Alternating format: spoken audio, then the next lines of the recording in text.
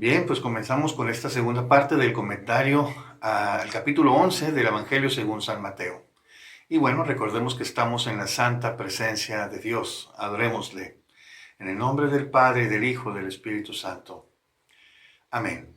Ven, Espíritu Santo, llena los corazones de tus fieles y enciende en ellos el fuego de tu amor. Envía, Señor, tu Espíritu y todo será creado y se renovarán todas las cosas. Padre Celestial, que iluminaste los corazones de tus hijos con la luz de tu Espíritu Santo, haznos dóciles a sus inspiraciones para que gustemos siempre del bien y gocemos de sus divinos consuelos. Por Cristo nuestro Señor.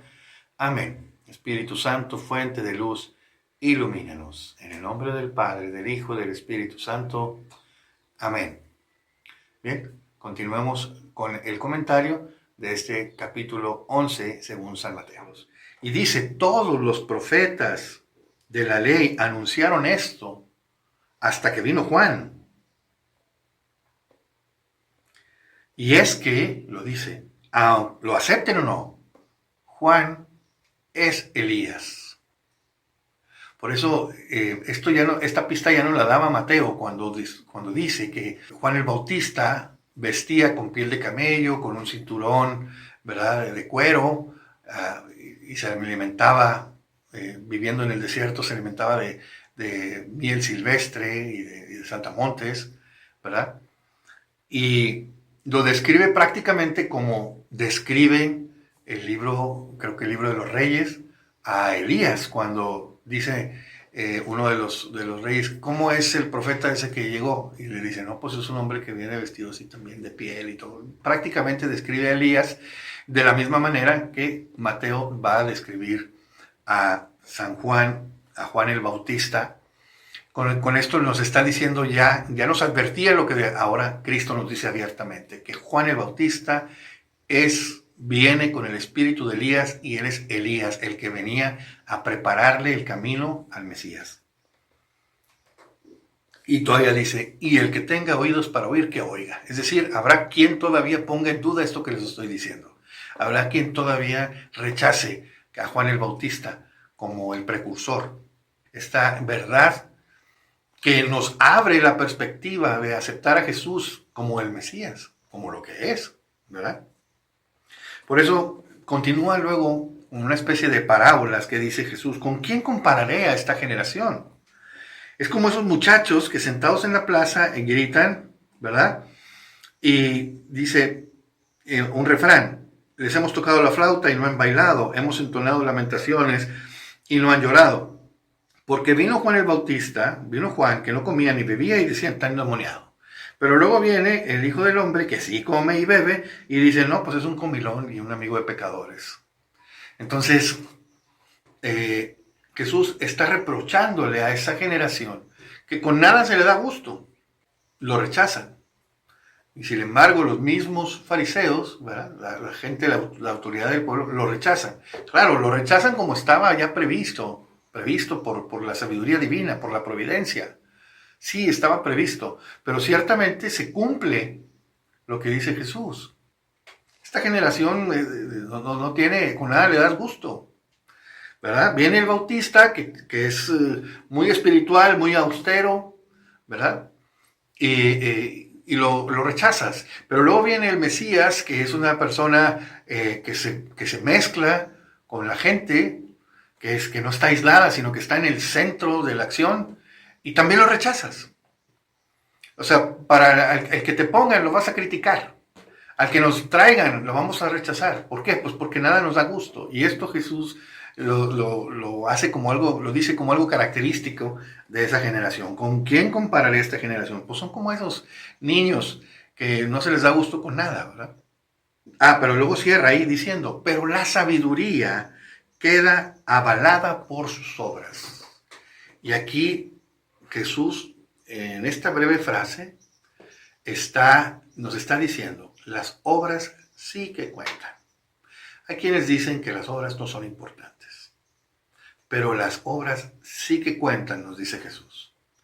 La sabiduría, es decir, el plan de Dios, la sabiduría divina, ha quedado avalada por sus obras. Las obras dan testimonio.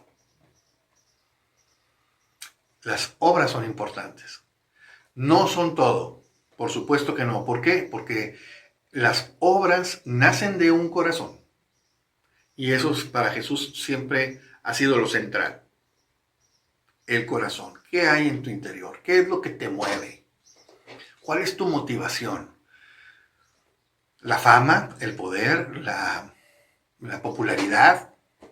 ¿O lo que te mueve es honrar al Padre?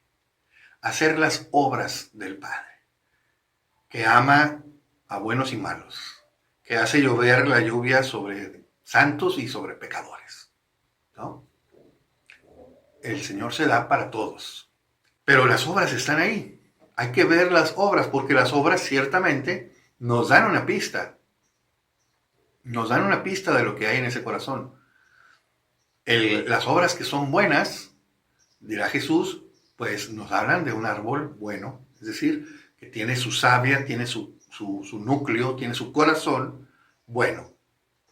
Oye, pero es que también esas obras buenas se pueden fingir.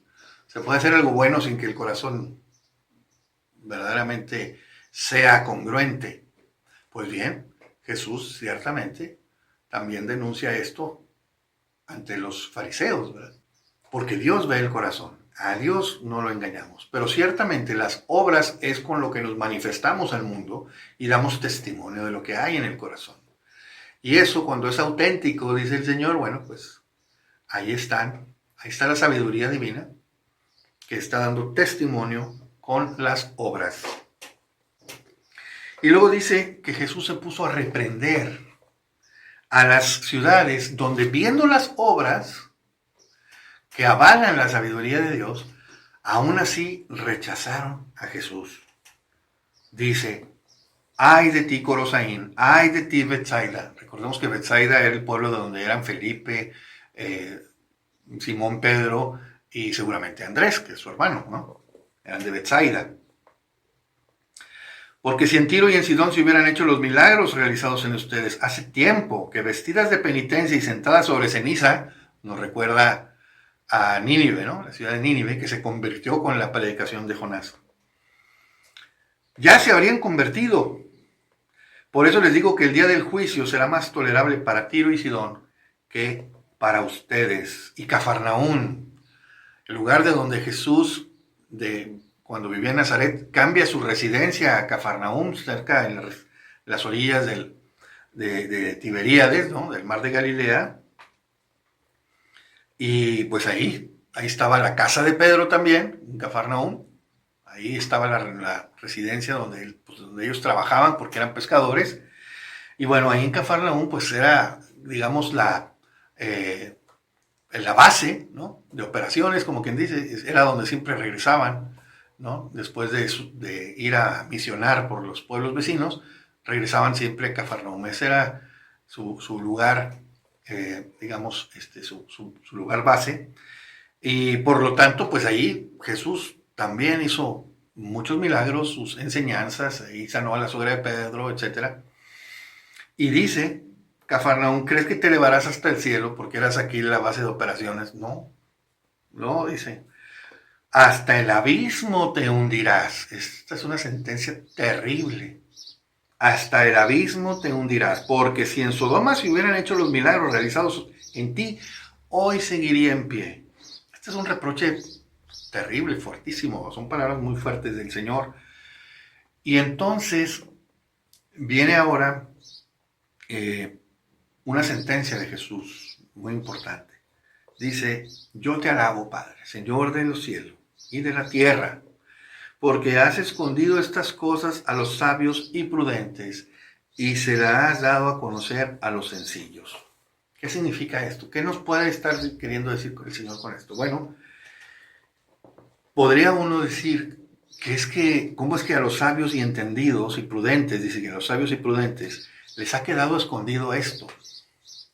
Pues sí, efectivamente a los que se las dan de saber, a los que se las dan de tener el poder, el entendimiento, el conocimiento, y que los lleva a una soberbia interior, creen comprender los caminos del Señor.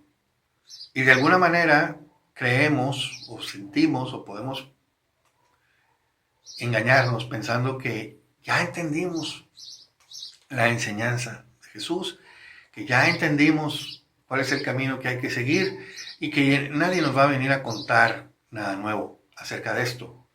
Sin embargo, aquí dice, se las has dado a conocer a los sencillos. ¿Qué es lo que caracteriza a los sencillos?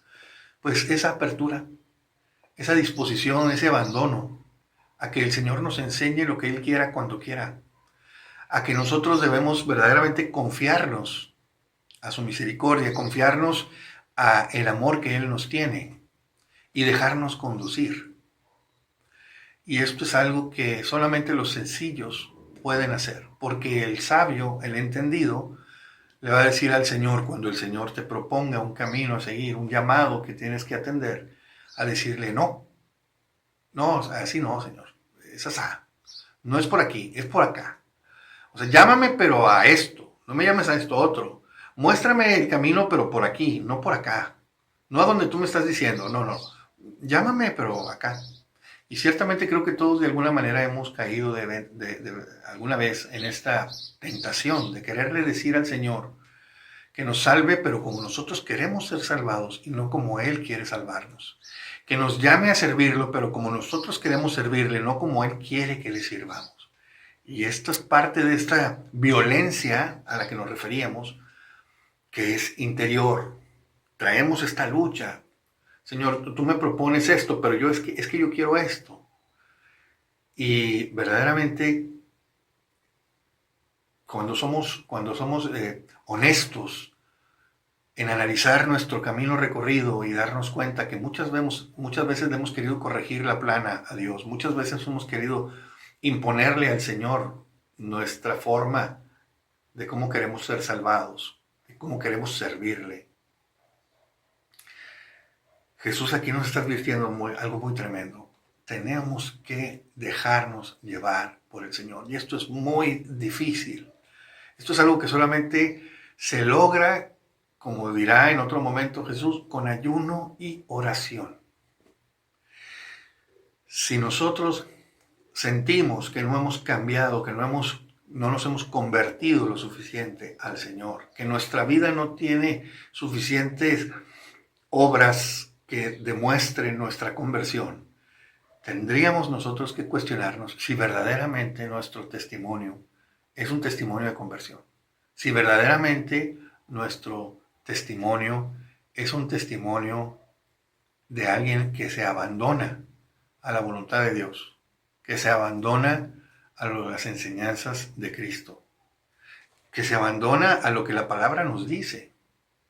Porque muchas veces podemos tener la tentación de tomar la palabra y quererla manipular a que nos diga lo que queremos oír.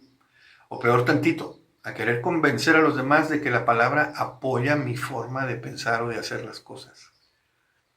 Cuando la postura que Jesús aquí propone es ser sencillos, dejarse con docilidad llevar, guiar por lo que el Señor nos va mostrando día a día. La invitación es a confiar, a abandonarse, decirle sí al Señor y encontrar deleite en ello para que jamás, ante las dificultades o ante lo inesperado, nos dejemos vencer o de sentirnos defraudados, como dice Jesús recién que lo leíamos, ¿verdad? Dichoso aquel que no se sienta defraudado por mí. Cuando uno es sencillo y no espera nada en particular, pues lo que llegue es don, lo que llegue es gracia, lo que llegue está bien, porque así lo ha dispuesto el Señor.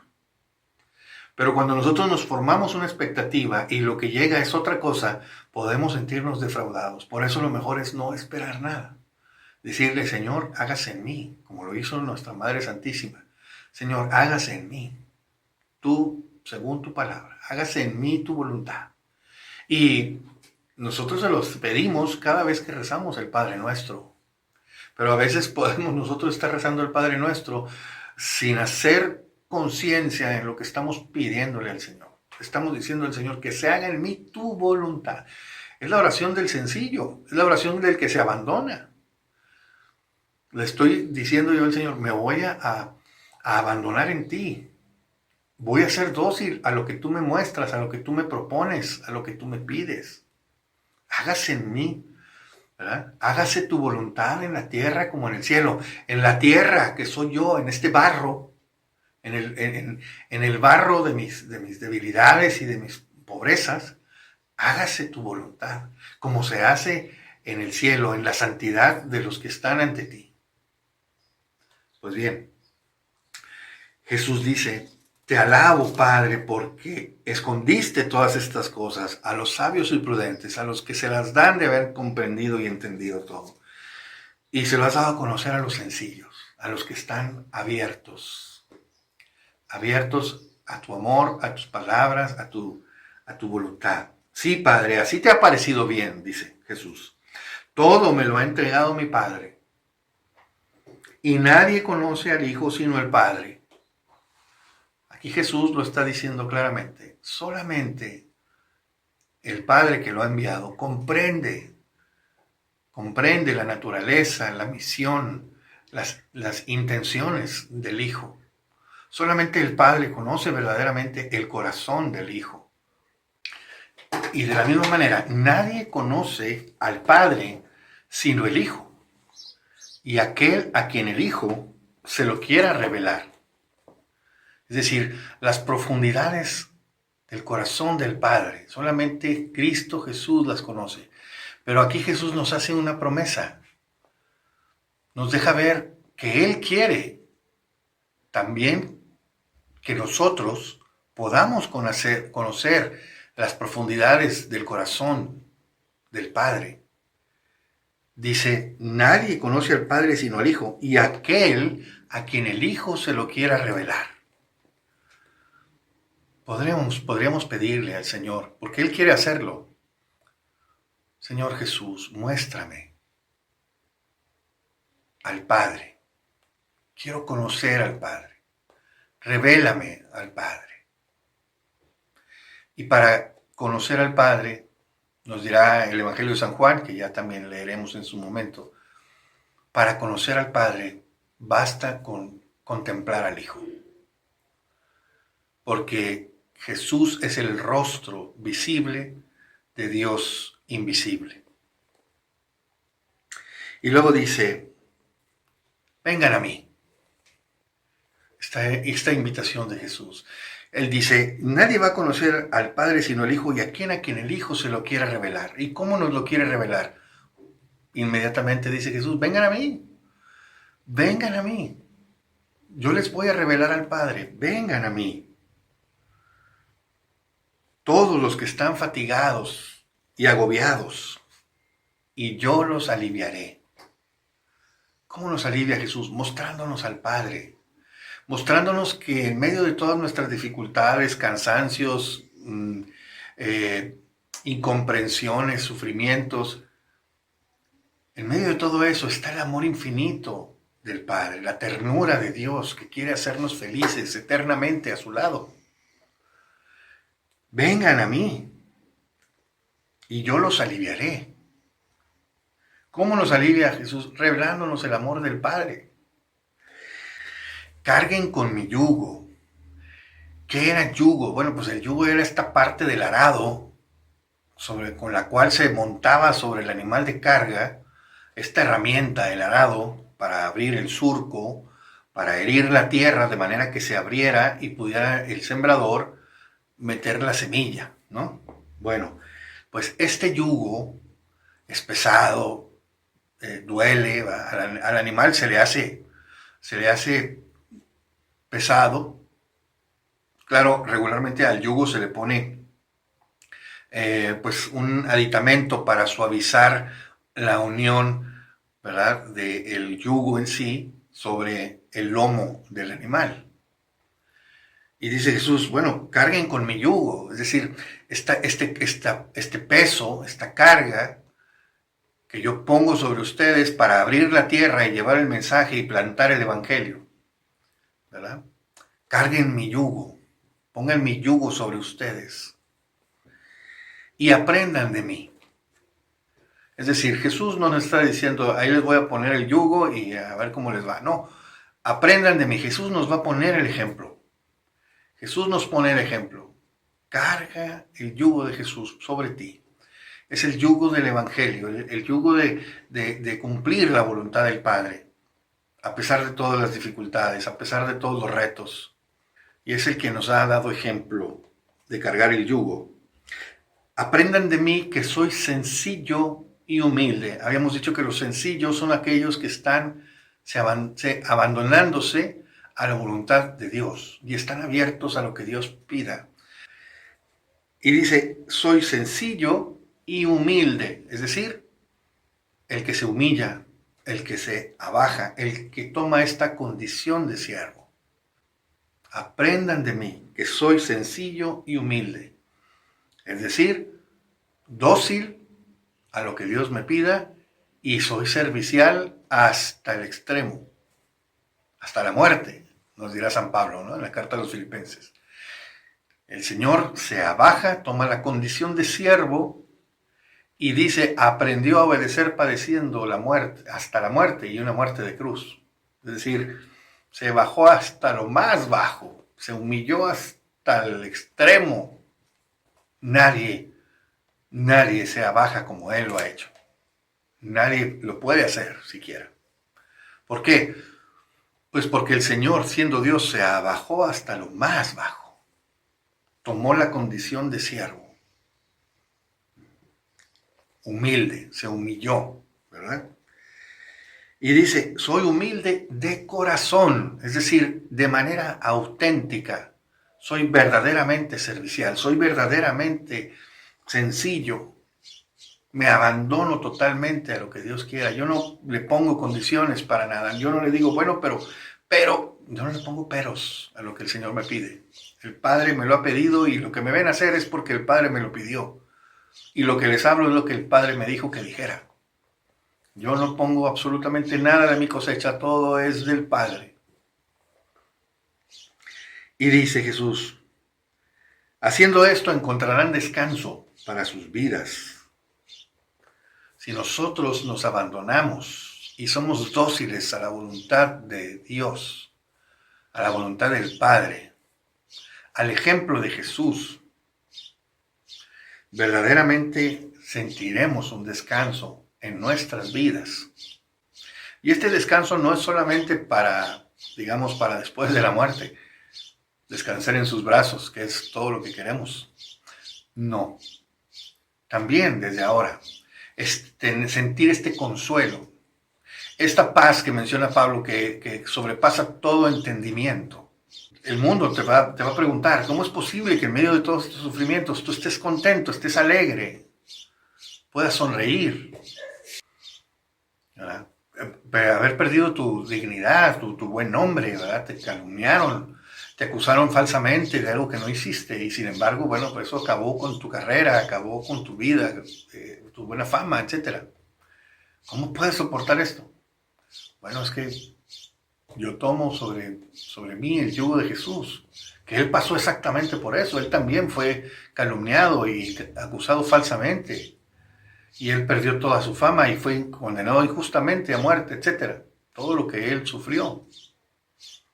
Ese es el yugo de Cristo, la cruz, ¿verdad? Pero Él dice, mi yugo es suave y mi carga es ligera. ¿Por qué?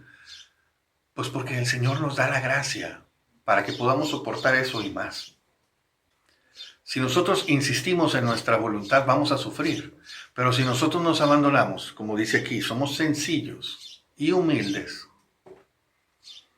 entonces, sabiendo que es Dios el que está detrás de todo, el que controla nuestras vidas y lo que nos sucede,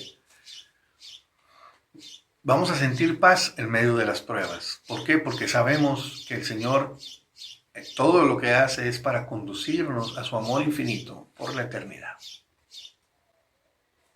Bien, pues hasta aquí el comentario de este capítulo 11. ¿Verdad? Es un capítulo muy corto, pero como ven, le hemos sacado jugo verdaderamente como algo que Mateo nos está diciendo aquí todo esto, ¿verdad? Y quizá podríamos decir todavía un tanto más, pero para ya no alargarnos tanto, bueno, aquí la dejamos y nos pasamos al capítulo 12.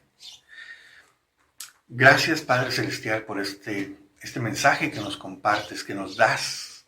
Gracias, Espíritu Santo, porque en este testimonio del Hijo de Dios recibimos el amor del Padre, recibimos el consuelo de sus palabras. Gracias, Señor, por esta enseñanza, gracias por el Evangelio, gracias por estas palabras que tú inspiraste para que los apóstoles dieran testimonio de tu Hijo Jesucristo, que podemos llevarla a los demás, que podamos verdaderamente ser un testimonio vivo, coherente, congruente de tu presencia, de tu amor, porque ciertamente el mundo no te puede ver, pero tú te has revelado a nosotros con tu palabra, a través del testimonio de la iglesia, a través de los sacramentos, a través del bautismo, a través del perdón, de la reconciliación, a través de la confirmación, a través del bautismo en el Espíritu Santo. Gracias, Padre Celestial.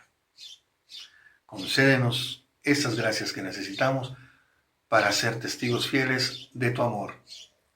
Por Cristo nuestro Señor. Amén. En el nombre del Padre, y del Hijo, y del Espíritu Santo.